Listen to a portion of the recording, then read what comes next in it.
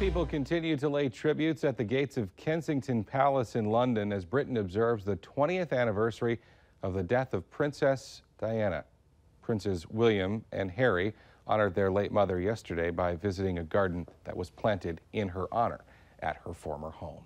A very good morning, everyone, and thank you so much for waking up with the Valley today. I'm Kyle Bosch. We're just getting started with nonstop news and weather all the way up to the top of the hour to help you plan your day. And we do start with some breaking news for you this morning. Explosions and smoke being reported at a flooded chemical plant in Crosby, Texas, near Houston.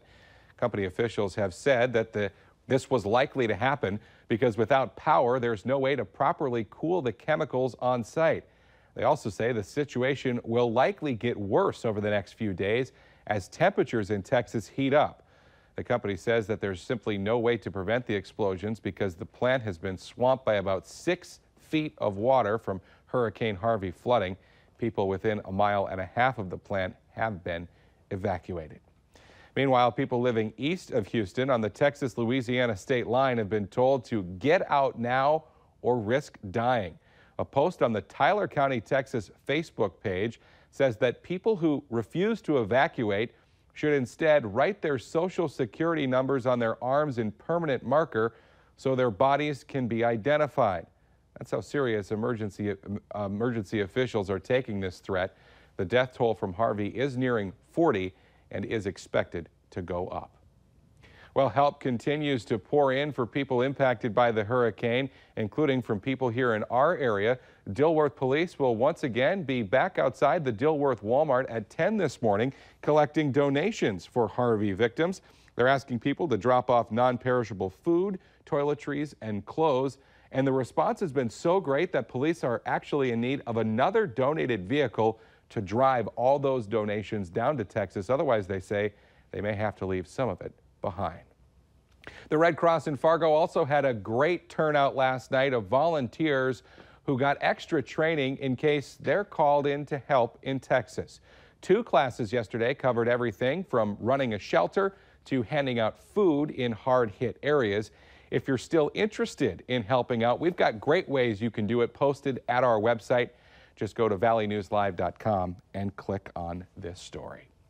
6:52 now, and time to get a check of our storm team forecast with meteorologist Lisa Green. Good morning. Today is starting off pretty nicely. It's a little cool in some areas, but mainly we do have a nice day on the way. We're looking at some sunshine eventually for us in the valley. You can see there's just a little bit of a haze with some of those clouds here in our eastern part of our viewing area, or looking toward the east rather.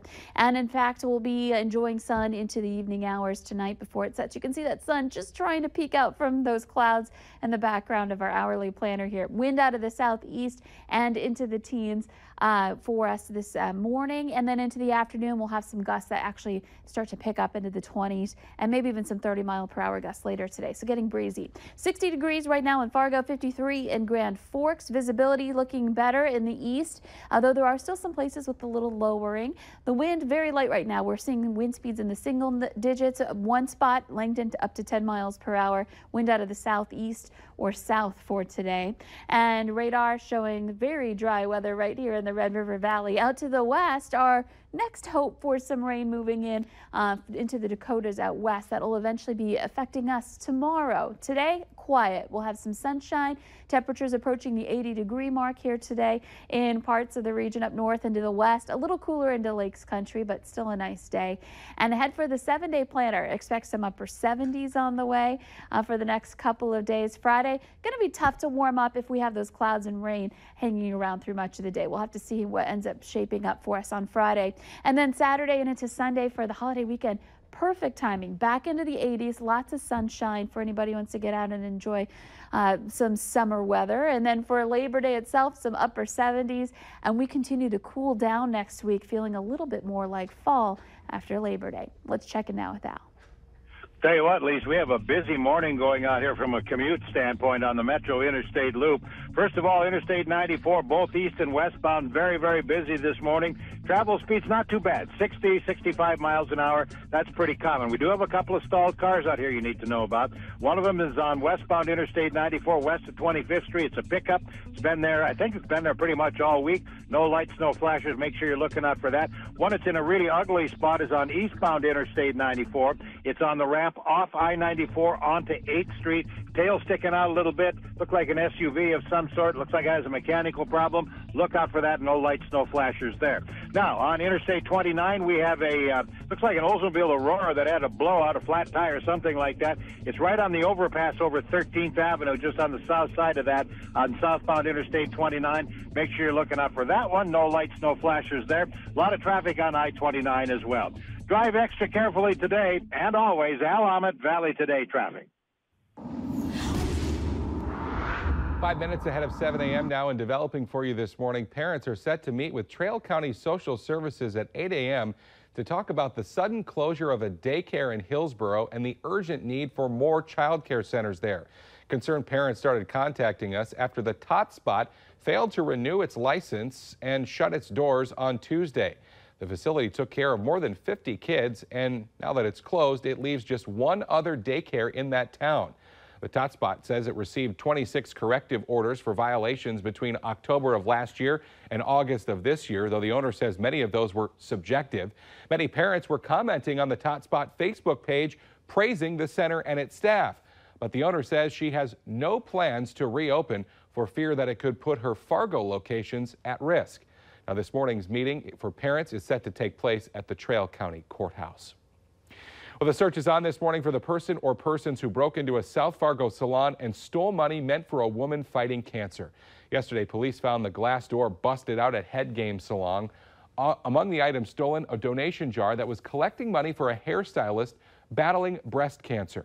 The owner of the salon says the broken door, missing products, and damage to the floor really aren't that big of a deal. It's the missing donations that are so upsetting.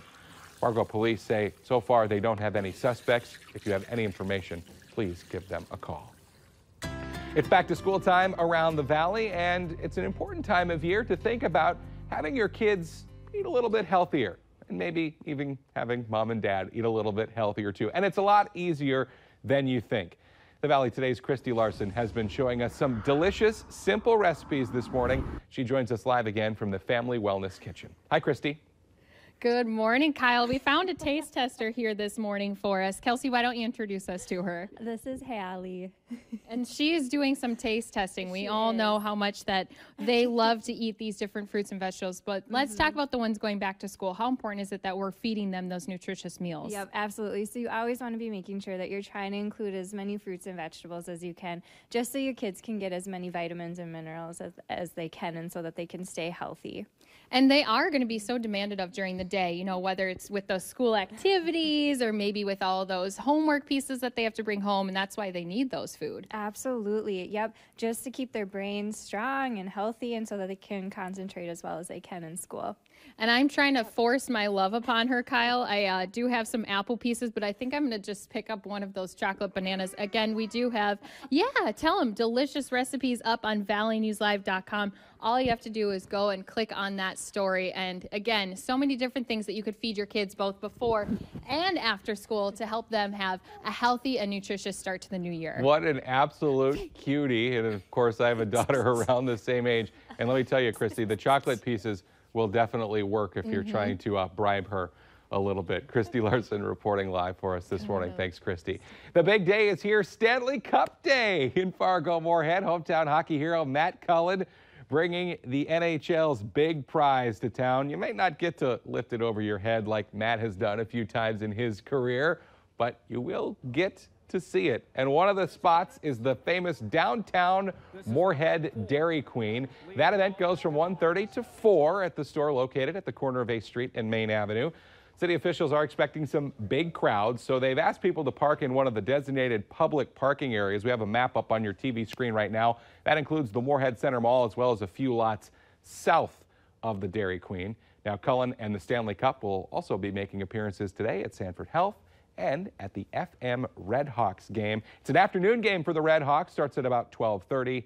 Cullen and the Cup set to throw out the first pitch. What a great day. So exciting. Well, let's get our answer now to our question of the morning on Facebook. People are 81% more likely to get a date if they say they're fond of this. Did you guess it this morning, Lisa? No, I saw somebody else did. Yeah, a few people were able Game to of get Thrones? it. Game of Thrones. It is the best show on television, after all. You can take part in our question of the morning, other than the Valley today.